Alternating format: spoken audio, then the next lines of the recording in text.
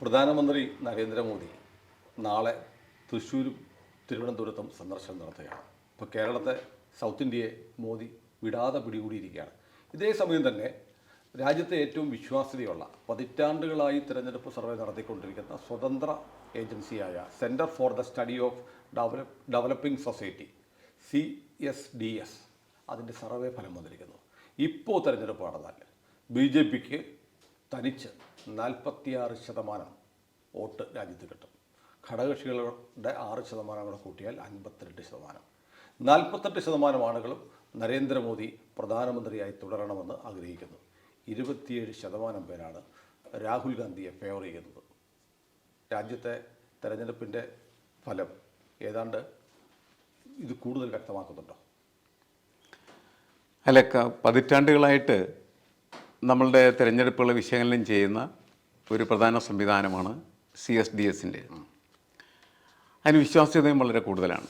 എനിക്ക് തോന്നുന്നു ഓരോ നിയോജക മണ്ഡലത്തിലും 1000-ലധികം പേരെ കണ്ട് വളരെ കൃത്യമായിട്ട് അവർ രൂപപ്പെടുത്തുന്നതായിട്ടുള്ള ഒരു തിരഞ്ഞെടുപ്പ് വിശകലനമായിട്ട് തന്നെ കണക്കാക്കുന്നത്. എന്നുവെച്ചാൽ സെഫോളജിസ്റ്റുകൾ പൊതുവെ കൂടുതൽ അംഗീകാരം നൽകുന്ന ഒരു വിലയിരുത്തലായിട്ടാണ് ഈ CSDSൻ്റെ വിലയിരുത്തൽ കണക്കാക്കപ്പെടുന്നത്. അങ്ങനെയാണെങ്കിൽ എനിക്ക് തോന്നുന്നത് ഈ വരുന്ന തിരഞ്ഞെടുപ്പിൻ്റെ ഫലം ഏതാണ്ട് അവർ പ്രവചിക്കുന്നതിന് സമാനമായിട്ടുള്ള രീതിയിലായിരിക്കണം സംഭവിക്കേണ്ടത്. തീരുമാനിക്കപ്പെട്ടു. എന്നാൽ അങ്ങ് തീരുമാനിക്കപ്പെട്ടു. 46% എന്ന് പറഞ്ഞാൽ അത് എനിക്ക് തോന്നുന്നത് വലിയൊരു മെജോറിറ്റി BJPക്ക് ഉണ്ടാക്കാനായിട്ട് പറ്റുന്ന ഒരു സൂചകയാണ്. ശരി, ഈ സൂചനയിൽ നിന്ന് നമ്മൾക്ക് മനസ്സിലാക്കേണ്ടത് നേരത്തെ 33% വോട്ടുകൾ നേടിയിട്ടാണ് 300-ലധികം സീറ്റ്. അതെ, അങ്ങനെ കൂടുകയാണെങ്കിൽ സീറ്റ് നിലയിലും വലിയ മാറ്റം ഉണ്ടാകും. മാത്രമല്ല BJP പ്രതീക്ഷിക്കുന്ന ഈ മാജിക് ഫിഗർ എന്ന് പറയുന്നത് വേണമെങ്കിൽ എത്തിച്ചേരാൻ സാധ്യതയുണ്ടെന്ന് എനിക്ക് തോന്നുന്നു. 35% വോട്ടുകൾ 2019 കിട്ടിയപ്പോൾ BJPക്ക് ഒറ്റയ്ക്ക് 303 സീറ്റ് കിട്ടി. ഇപ്പോൾ 48% വോട്ടുകൾ 46% 46% വോട്ടുകൾ 48% മോദിയുടെ ജനം. 46% BJPക്ക് കിട്ടിയാൽ ഈ 303 പറന്നു പോകും. തീർച്ചയായിട്ടും. മാത്രമല്ല ചെറിയ സിംഗുകൾ പോലും പലപ്പോഴും സീറ്റുകളുടെ എണ്ണത്തിൽ വലിയ മാറ്റം ഉണ്ടാക്കുന്നതാണ്. കാരണം നമ്മളുടെ ഒരു സിസ്റ്റം എന്ന് പറയുന്നത് സിംഗിൾ മെജോറിറ്റി സിസ്റ്റം എന്ന നിലയ്ക്ക് നമ്മൾ പരിശോധിക്കുന്ന സമയത്ത് ഈ ചെറിയ സിംഗുകൾ പോലും വലിയ മാറ്റമാണ് സീറ്റ് ഷെയറിൽ ഉണ്ടാക്കുന്നത്. അപ്പോൾ നമുക്ക് പ്രവചിക്കാനായിട്ട് പറ്റുന്നത് എത്ര മാത്രം മുന്നോട്ട് പോകും എന്നുള്ള കാര്യം. അതിൻ്റെ പൊതുവായിട്ടുള്ള ഒരു പ്രവചനം ആ സർവേയിൽ ഇല്ലായിരുന്നു എനിക്ക് തോന്നുന്നു. ഇത്ര സീറ്റിലേക്ക് BJP എത്തിച്ചേരും എന്നൊരു പ്രവചനം പറയുന്നില്ല. അത് മറ്റ് സർവേകളിലൊക്കെ ഇത്ര സീറ്റ് എന്ന് പറയുമ്പോൾ ഇവരത് പറയുന്നത് സർവേയിൽ അതല്ല പറയുന്നത്. അവർ വ്യക്തമായി ചില അപഗ്രഥന റിപ്പോർട്ടുകളാണ് പറയുന്നത്. എനിക്ക് തോന്നുന്നു അതുകൊണ്ടാണ് ഇതിന്റെ വിശ്വാസ്യത കൂടുന്നത് തോന്നുന്നത്. അതെ, അവർ ഇന്ന മണ്ഡലത്തിൽ ഇന്നാൾ ജയിക്കും എന്നല്ല പറയുന്നത്. മൊത്തത്തിൽ ജനങ്ങളുടെ ഒരു മൂഡ് ഓഫ് ദ നേഷൻ ആണ് അവർ പറയുന്നത്. അത് ശരിയാണ്. അതുകൊണ്ട് തന്നെയാണ് ഈ ശതമാനം വെച്ചിട്ട് വിലയിരുത്തുന്ന സമയത്ത് നമുക്ക് വ്യക്തമായിട്ടും ആര് ഭരണത്തിൽ വരും എന്നുള്ള കാര്യത്തിൽ ഉറപ്പുവരുത്താം എന്നല്ലാതെ എത്ര സീറ്റ് എന്നുള്ള കാര്യത്തിൽ വ്യക്തത ഉണ്ടാക്കാനായിട്ട് പറ്റുന്നില്ല എന്ന് എനിക്ക് തോന്നുന്നു. ഇതിനകത്ത് എനിക്ക് രസകരമായി തോന്നിയ ഒരു കാര്യം, ഭരണവിരുദ്ധ വികാരമില്ല. 42% ആളുകളും സർക്കാരിൻ്റെ പ്രവർത്തനത്തിൽ തൃപ്തരാണ്, അതീവ തൃപ്തരാണ്. പിന്നെ സർക്കാർ കൊള്ളാം എന്നൊക്കെ പറഞ്ഞ ആളുകൾ വേറെയുണ്ട്. പക്ഷേ ഈ സർക്കാരിൻ്റെ നേട്ടങ്ങളിൽ ഏറ്റവും വലുതായി വോട്ടർമാർ വിലയിരുത്തുന്നത് രാമക്ഷേത്രം നിർമ്മിച്ചത് ആണ് എന്ന് CSDSൻ്റെ സർവേ പറയുന്നു. അതിനെ എങ്ങനെയാണ് വിലയിരുത്തുന്നത്? രാമക്ഷേത്ര നിർമ്മിതിയാണോ ജനം കാണുന്ന ഏറ്റവും പ്രധാനപ്പെട്ട നേട്ടം? അല്ല, അവരുടെ സർവേ അനുസരിച്ച് ചിലപ്പോൾ അതായിരിക്കാം. പക്ഷേ ജനങ്ങളെ സംബന്ധിച്ചിടത്തോളം അത് മാത്രമല്ല, അതൊരു പ്രധാനപ്പെട്ട വിഷയമാണ്. കാരണം എന്ന് വെച്ചാൽ കഴിഞ്ഞ മാനിഫെസ്റ്റോയിൽ പറഞ്ഞിരുന്നായിട്ടുള്ള കാര്യത്തിൻ്റെ ഒരു സാക്ഷാത്കാരം അതിനകത്തുണ്ട്. പക്ഷേ എനിക്ക് തോന്നുന്നത് ജനങ്ങൾക്ക് കൂടുതൽ പ്രശ്നം എന്താണ്? അവരുടെ നിത്യജീവിതവുമായി ബന്ധപ്പെട്ട പ്രശ്നങ്ങളാണ്. അത് തൊഴിലില്ലായ്മ വരുന്നുണ്ട്. കേരള ആസ്പെക്റ്റിൽ ചിന്തിക്കുമ്പോഴല്ലേ ഞാൻ പറയുന്നത്, രാമക്ഷേത്ര നിർമ്മാണം ആണ് മോദി സർക്കാരിൻ്റെ ഏറ്റവും വലിയ മെച്ചമായി വോട്ടർമാർ കാണുന്നതെങ്കിൽ, ഇന്ത്യൻ വോട്ടർമാർ കാണുന്നതെങ്കിൽ, ഈ കേരളത്തിൻ്റെ ഒരു മൂഡല്ല നോർത്ത് ഇന്ത്യൻ നമ്മൾ കേരളത്തിൽ നിന്നിട്ടാണ് പട്ടിണി, ദാരിദ്ര്യം, വികസനം ഇത്തരം കാര്യങ്ങൾ ചർച്ച ചെയ്യുന്നത്. കേരളത്തിന് പുറത്ത് ഇതിനൊക്കെ ഉപരിയായി ഇതൊരു വൈകാരിക വിഷയമായി മാറിയിട്ടുണ്ട് എന്നല്ലേ സൂചിപ്പിക്കുന്നത്? അല്ല, അതിനുള്ള സാധ്യതയുണ്ട്. പക്ഷേ നമുക്ക് നേരത്തെ BJPയുടെ നേരത്തെ ഗവൺമെൻറ് ഇന്ത്യ തിളങ്ങുന്നു എന്ന് പറയുന്ന ഒരു പരസ്യത്തിലൂടെ ഒരു തിരഞ്ഞെടുപ്പിന് നേരിട്ട് ഓർമ്മയില്ലേ? അതെ, ആ സർക്കാരിന് പക്ഷേ പരാജയം ഏറ്റുവാങ്ങേണ്ടി വന്നത്. പക്ഷേ അല്ല, എനിക്ക് തോന്നുന്നു അവിടെ ഒരു വ്യത്യാസം ഉണ്ടെന്ന് തോന്നുന്നു. വാജ്പേയി സർക്കാർ അന്ന് അവർ മുന്നോട്ട് വെച്ചത് വികസന അജണ്ട മാത്രം ഞങ്ങൾ ചെയ്ത. അതെ ശരിയാണ്. ഞാനതിലേക്ക് വരുന്നത്. അപ്പോൾ അങ്ങനെ ഒരു വികസന അജണ്ട മുന്നോട്ട് വെച്ചിട്ട് ആ ഗവൺമെൻറ് പരാജയപ്പെട്ടു പോയി. പക്ഷേ എന്നാൽ വൈകാരികമായിട്ട് ഈ രാമക്ഷേത്രം പോലെയുള്ളതായിട്ടുള്ള വിഷയങ്ങൾ മുന്നോട്ട് വെച്ചാൽ പരാജയപ്പെടേണ്ടതില്ല എന്ന് എനിക്ക് തോന്നുന്നു. ആ തെരഞ്ഞെടുപ്പിൻ്റെ പരാജയ പാഠത്തിൽ നിന്ന് BJP പഠിച്ചതായിരിക്കാം. അതുകൊണ്ട് തന്നെ സ്വാഭാവികമായിട്ടും ഇപ്പോൾ ഉത്തരേന്ത്യയിൽ അതിശക്തമായിട്ട് വൈബ്രൻ്റായിട്ട് നിൽക്കുന്ന ഒരു വികാരം എന്ന് പറയുന്നത് രാമക്ഷേത്ര നിർമ്മിതിയായിട്ട് മാറ്റുക. അത് രാമക്ഷേത്രത്തിൻ്റെ ഉദ്ഘാടന വേളയിൽ യഥാർത്ഥത്തിൽ മോദിയും അതുപോലെ BJPയും പറഞ്ഞത് എന്താണ്? ഈ ക്ഷേത്ര നിർമ്മിതി വോട്ടാക്കി മാറ്റണം എന്ന് തന്നെയാണ് പറഞ്ഞിരുന്നത്. കാരണം ഇതൊരു തിരഞ്ഞെടുപ്പ് വാഗ്ദാനമാണ്. അത് സാക്ഷാത്കരിച്ചിരിക്കുന്നു. മാത്രമല്ല നിരവധി വർഷങ്ങളായിട്ട് പോരാട്ടത്തിൻ്റെ ഒരു വിജയമാണ്. ആ രീതിയിലുള്ള ഒരു പ്രചരണത്തിലേക്ക് എനിക്ക് തോന്നുന്നു പാൻറ്റിൻ്റെ ആസ്പെക്റ്റിൽ കേരളം നമ്മൾ മോദി വീണ്ടും രാമക്ഷേത്രത്തെ കുറിച്ച് പറയുന്നു. അതെ, അപ്പോൾ പാൻ ഇന്ത്യൻ ആസ്പെക്റ്റിൽ അത് തന്നെയായിരിക്കാം പ്രൊജക്റ്റഡ് ആയിട്ടുള്ള ഇഷ്യൂ. അതുകൊണ്ടായിരിക്കാം ഈ സർവേയിൽ അത് കടന്നുകൂടാനുള്ള കാരണം എന്ന് എനിക്ക് തോന്നുന്നു. കാരണം നമ്മൾ കാണുന്ന പോലെ അല്ലല്ലോ നോർത്ത് ഇന്ത്യയിൽ രാമനെ കാണുന്നത്. രാമൻ അവരുടെ സന്തത സഹചാരിയും ഒരു വിളിപ്പുറത്തുള്ള ഒരു ദേവതയാണ്. നമ്മുടെ നാട്ടിൽ അയ്യപ്പനോ മുരുകനോ രാമക്ഷേത്രങ്ങൾ പോലും കേരളത്തിൽ കുറവാണ്. അതെ ശരിയാണ്. അല്ല, ഇത് BJPയെ സംബന്ധിച്ചിടത്തോളം അത് വൈകാരികമായിട്ട് മാറ്റുക എന്ന് പറയുന്നത് അന്ന് മുതലുള്ളൊരു അജണ്ടയാണ്. അതെനിക്ക് തോന്നുന്നു ഒരു വർഷത്തെ അജണ്ടയല്ല, നിരവധി വർഷങ്ങളുടെ ഒരു അജണ്ടയാണ്. അത് എൻ്റെ ഒരു അത് എങ്ങനെ ടാപ്പ് ചെയ്യാം, ആ ടാപ്പിംഗ് പ്രോസസ്സിലേക്ക് BJP ഉത്തരേന്ത്യയിൽ എന്താണ് നല്ല രീതിയിൽ പ്രചരണം നടത്തി കഴിഞ്ഞിരിക്കുന്നു എന്ന് തന്നെയാണ് ഈ CSDSൻ്റെ സർവേ വ്യക്തമാക്കുന്നത്. അതുകൊണ്ടാണ് അത് ഏറ്റവും പ്രധാനപ്പെട്ട. നിരീക്ഷകൻ എന്ന നിലയിൽ BJPക്ക് കഴിഞ്ഞ വർഷത്തെ നില മെച്ചപ്പെടുത്താൻ കഴിയുമോ? നേരത്തെ ഒരു പ്രത്യേക ഘട്ടത്തിൽ എനിക്ക് തോന്നിയിരുന്നത് വളരെ നല്ല രീതിയിലൊക്കെ ഈ സീറ്റിലേക്ക് പോകാം എന്ന്, 400-ൻ്റെ അടുത്തേക്കൊക്കെ വേണമെങ്കിൽ പോകാം എന്നുള്ളത് ഒരു തോന്നലാണ് എനിക്ക് നേരത്തെ ഉണ്ടായിരുന്നത്. പക്ഷേ എനിക്കിപ്പോൾ അത്ര അങ്ങ് എത്തിച്ചേരുമെന്ന് സംശയമുണ്ട്. എന്താ മാറ്റം? അല്ല, അതിൻ്റെ കാരണം എന്താണെന്ന് വെച്ചാൽ തിരഞ്ഞെടുപ്പ് ഓരോ ദിവസവും തിരഞ്ഞെടുപ്പിൻ്റെ മൂഡ് ഓരോ ദിവസവും എന്ത് ചെയ്തുകൊണ്ടിരിക്കും, ചേഞ്ച് ചെയ്തുകൊണ്ടിരിക്കും. ഇപ്പോൾ രാമക്ഷേത്രം ഉദ്ഘാടനം ചെയ്ത ആ ഘട്ടം എന്ന് പറയുന്നതിൻ്റെ വൈകാരികത ഒരുപക്ഷെ നമ്മൾ കേരളത്തിൽ ഇരിക്കുന്നതുകൊണ്ടായിരിക്കാം നമുക്ക് മനസ്സിലാവാത്തത്. കേരളത്തിൽ പലതരം ഇഷ്യൂസാണ് തിരഞ്ഞെടുപ്പിൽ ഉയർന്നു വരിക. അത് മാത്രമല്ല ഇവിടെ പ്രധാനമായിട്ടും വരുന്നത് എന്താണെന്ന് വെച്ച് കഴിഞ്ഞാൽ ഒരു CPM അല്ലെങ്കിൽ ഒരു ആൻറ്റി ഇൻക്യുംബൻസി എന്ന് പറയുന്നതാണ് കേരളത്തിൽ വളരെ ശക്തമായിട്ട് ഭരണവിരുദ്ധ വികാരം. അതെ കേരളത്തിൽ ശക്തമായിട്ടുള്ളൊരു വൈകാരിക ഭാവം എന്ന് പറയുന്നത് അത് തന്നെയാണ്, ഭരണവിരുദ്ധ വികാരമാണ്. ഇപ്പോൾ കഴിഞ്ഞ ദിവസം എനിക്ക് തോന്നുന്നു അമേരിക്കൻ വാരികയ്ക്ക് ന്യൂസ് വീക്കിന് മോദി നൽകിയ അഭിമുഖത്തിൽ ഇന്ദിരാഗാന്ധിക്ക് ശേഷം പ്രധാനമായി ആദ്യമായിട്ടാണ് ഒരു ഇന്ത്യൻ പ്രധാനമന്ത്രിയുടെ മുഖചിത്രം ന്യൂസ് വീക്കിൽ പ്രിന്റ് ചെയ്ത് വരുന്നത്. അതെ, അപ്പോൾ അത് ഇന്ദിരാഗാന്ധിക്ക് വന്നത് ഇന്ദിരാഗാന്ധി വിമർശിച്ചുകൊണ്ടായിരുന്നു, ഇത് മോദിയെ അനുകൂലിച്ചുകൊണ്ടാണ്.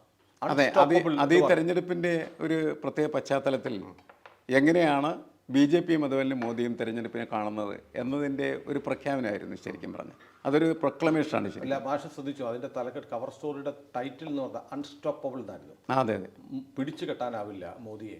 അതെ, അത് പല ഇടങ്ങളിലും. കാരണം അതിൻ്റെ പ്രധാനപ്പെട്ട കാരണം എന്ന് വെച്ചാൽ ശക്തനായിട്ടുള്ള ഒരു എതിരാളി, ഒരു നേതാവ് പ്രതിപക്ഷത്തിലില്ല എന്നുള്ളത് ഒരു പ്രധാനപ്പെട്ട ഘടകം തന്നെയാണ്. മോദിക്കൊപ്പം നിൽക്കുന്ന, മോദിക്ക് കോമ്പീറ്റൻ്റ് ആയിട്ടുള്ളൊരു ലീഡർ വരുമ്പോഴാണ് പിടിച്ചു കയറ്റാൻ പറ്റുമോ എന്ന് പറയുന്നതായിട്ടുള്ള ചിന്തയിലേക്ക് കാര്യങ്ങൾ പോകും. BJP പോലും എല്ലാ ഇടങ്ങളിലും മോദിയെ തന്നെയാണ് താരപ്രചാരകനായിട്ട് കൊണ്ടു നടക്കുന്നത്. ഇപ്പോൾ നമ്മൾ സംസാരിച്ചു, നാളെയല്ലേ കേരളത്തിൽ മോദി എത്തുന്നു. കേരളത്തിലെ പോലും BJP എന്ന് പറഞ്ഞാൽ മോദിയാണ്. അതാണ് പ്രശ്നം. അപ്പോൾ എല്ലാ സ്ഥലങ്ങളിലും മോദിയാണ് BJPയുടെ താരപ്രചാരകനായിട്ട് വരുന്നത്. അപ്പോൾ അദ്ദേഹത്തിൻ്റെ ഈ അൺസ്റ്റോപ്പബിൾ ക്യാരക്ടർ എന്ന് പറയുന്നത്, മോദി മൈനസ് BJP എന്ന് പറയുന്ന സാധനം ഇല്ല. അൺസ്റ്റോപ്പബിൾ ക്യാരക്ടർ എന്ന് പറയുന്നത് അതുകൊണ്ട് സ്വാഭാവികമായിട്ട് ഈ മോദി മാജിക് തന്നെയാണ്. അതെപ്പോഴാണോ മങ്ങുന്നത് അപ്പോൾ മാത്രമാണ് നമുക്ക് BJPയുടെ സീറ്റ് കുറയുന്നതിനെ കുറിച്ച് ചർച്ച ചെയ്യേണ്ട കാര്യമുള്ളൂ. അതില്ലാതെ മോദിയെ പിടിച്ചു കെട്ടാനാവില്ല. മോദി നിൽക്കുന്ന സമയത്ത് അൺസ്റ്റോപ്പബിൾ ആവുന്ന എന്ന് പറയുന്നത് അങ്ങനെയാണ് ഒട്ടുമൊക്കെ രാഷ്ട്രീയ നിരീക്ഷണം മുന്നോട്ട് പോയിക്കൊണ്ടിരിക്കുന്നത്. അല്ല, മോദിയെ ഈ തെരഞ്ഞെടുപ്പിൽ പിടിച്ചു കെട്ടാൻ കഴിയുമോ? അല്ല, എങ്ങനെ കഴിയും? ഇതുവരെയായിട്ടും നമ്മൾക്ക് വന്നിരിക്കുന്ന സാഹചര്യങ്ങൾ പരിശോധിക്കുന്ന സമയത്ത് അത് സാധ്യമല്ല എന്ന് തന്നെയാണല്ലോ എല്ലാവരും വിശ്വസിക്കുന്നത്. ഏതാണ്ട് എല്ലാവരും തന്നെ കണക്കാക്കുന്നത് വീണ്ടും വരാൻ പോകുന്നത് മോദി ഭരണം തന്നെയാണ്. കഴിഞ്ഞ പ്രാവശ്യത്തെ നിലവിൽ കാലാവധി കഴിയുന്ന പാർലമെൻറ്റിൽ 303 സീറ്റ് BJPക്ക് ഒറ്റയ്ക്കുണ്ടായിരുന്നു. ആ നമ്പറിലേക്ക് BJP വരാൻ കഴിയുമോ? അത് ആന പറഞ്ഞേക്കാൾ കുറച്ച് കൂടിയേക്കാം എന്ന് തന്നെയാണ് എനിക്ക് തോന്നിയേക്കാം. 300 പക്ഷേ 400 എന്ന് പറയുന്ന അവരുടെ ഒരു കൺസെപ്റ്റിലേക്ക് അത് എത്തണം എന്നില്ല എനിക്ക് തോന്നുന്നു. എങ്കിലും നിലവിലുള്ള സീറ്റിൽ താഴെ പോകാനിടയില്ല. അങ്ങനെയാണ് തോന്നുന്നത്. ഉത്തരേന്ത്യയിലെ ചില സംസ്ഥാനങ്ങളൊക്കെ വേണമെങ്കിൽ 1-2 സീറ്റിൻ്റെയൊക്കെ മൈനസ് ഉണ്ടായാൽ പോലും ഇത് വലിയ കാര്യമായിട്ട് അതിനെ സ്വാധീനിക്കില്ല. കാരണം ഇപ്പം നമ്മൾ ഇന്നത്തെ CSDS സർവേ തന്നെ രാജസ്ഥാനിലെ 25 സീറ്റുകളിലും BJP ജയിച്ചതാണ്. പക്ഷേ അവിടെ 5 സീറ്റുകളിൽ കടുത്ത മത്സരമാണെന്ന് പറയുന്നു. 10 സീറ്റ് ജയിച്ച ഹരിയാനയിൽ 3-4 സീറ്റുകളിൽ നല്ല മത്സരമാണെന്ന് പറഞ്ഞു. അതൊക്കെ നെഗ്ലിജിബിൾ ആണ്. അതെ, നെഗ്ലിജിബിൾ ആണെങ്കിൽ വേണമെങ്കിൽ 1-2 സീറ്റുകളിൽ വേണമെങ്കിൽ അങ്ങനെ വരുമ്പോൾ 64 സീറ്റായിരുന്നു UP-യിലുണ്ടായിരുന്നത്. അത് 80 സീറ്റ് പിടിക്കുമെന്നാണ് BJP പറയുന്നത്. അതെ, അത് BJP-യുടെ എക്സ്പെക്റ്റേഷനാണ്. കാരണം രാമക്ഷേത്രം അവിടെ വന്നതുകൊണ്ട് എടുക്കും. അവർ ഈ ഒരു വൈകാരിക ഭാവത്തിൽ സ്വാഭാവികമായിട്ടും കൂടുതൽ സാധ്യതയും അവർ പ്രതീക്ഷിക്കുന്നുണ്ടാവും. ഞാൻ പറയുന്നത് പൊതുവെ നമ്മളിങ്ങനെ പരിശോധിക്കുന്ന സമയത്ത് ചിലയിടങ്ങളിൽ 1-2 സീറ്റിന് മൈനസ് വേണമെങ്കിൽ പ്രതീക്ഷിക്കാം. അത് CSDS-ന്റെ സർവേയിലും അവർ കടുത്ത മത്സരം എന്ന് പറയുന്നതുകൊണ്ട് അർത്ഥമാക്കുന്നത് വേണമെങ്കിൽ 1 സീറ്റ് 2 സീറ്റ് നഷ്ടപ്പെട്ടേക്കാം. പക്ഷേ എനിക്ക് തോന്നിയത് ഇതിനകത്ത് വളരെ മറ്റ് സർവേകളിൽ കണ്ട ഏറ്റവും പ്രധാനപ്പെട്ട ഒരു മാറ്റം സൗത്ത് ഇന്ത്യയിലേക്ക് BJP പതുക്കെ സ്ട്രെച്ച് ചെയ്യുകയാണെന്ന് സർവേകൾ പറയുന്നുണ്ട്.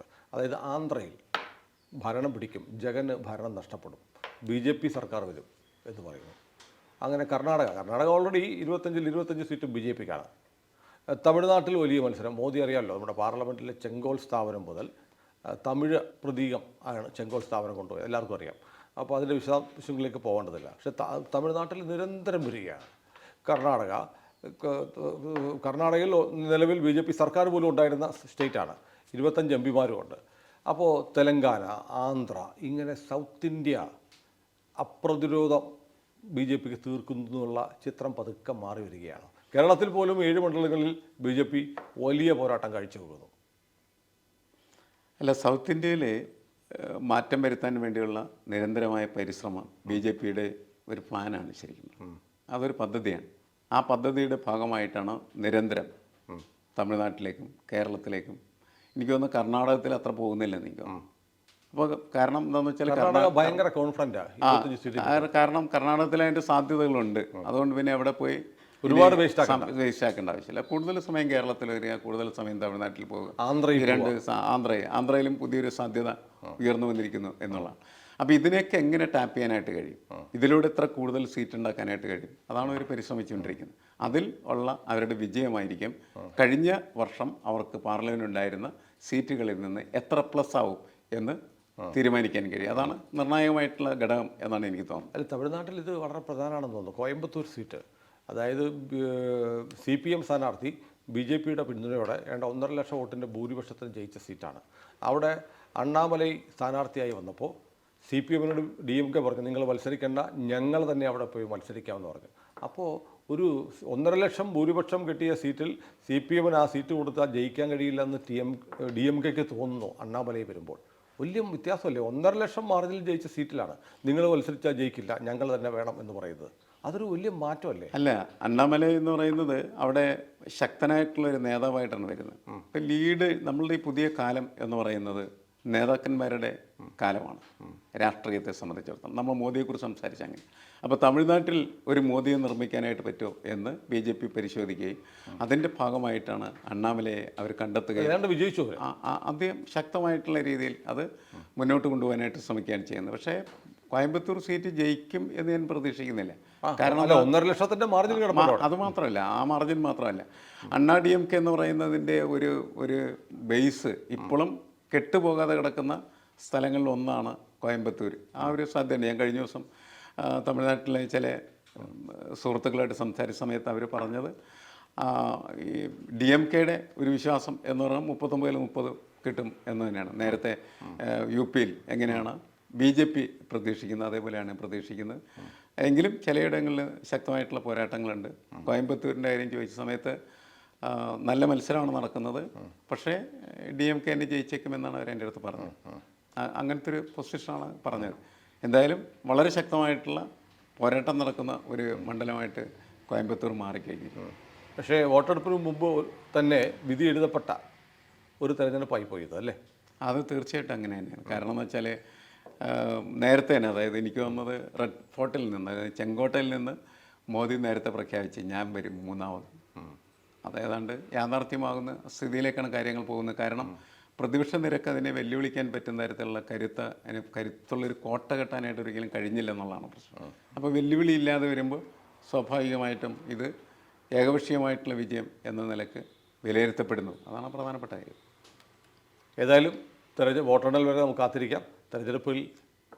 തെരഞ്ഞെടുപ്പുകളിൽ ഇന്ത്യ അവിശ്വസനീയമായ വിധത്തിൽ പ്രതികരിച്ചിട്ടുണ്ട്. പക്ഷേ നിലവിൽ അതിനുള്ള സാഹചര്യങ്ങൾ കാണുന്നില്ല. തീർച്ചയായിട്ടും.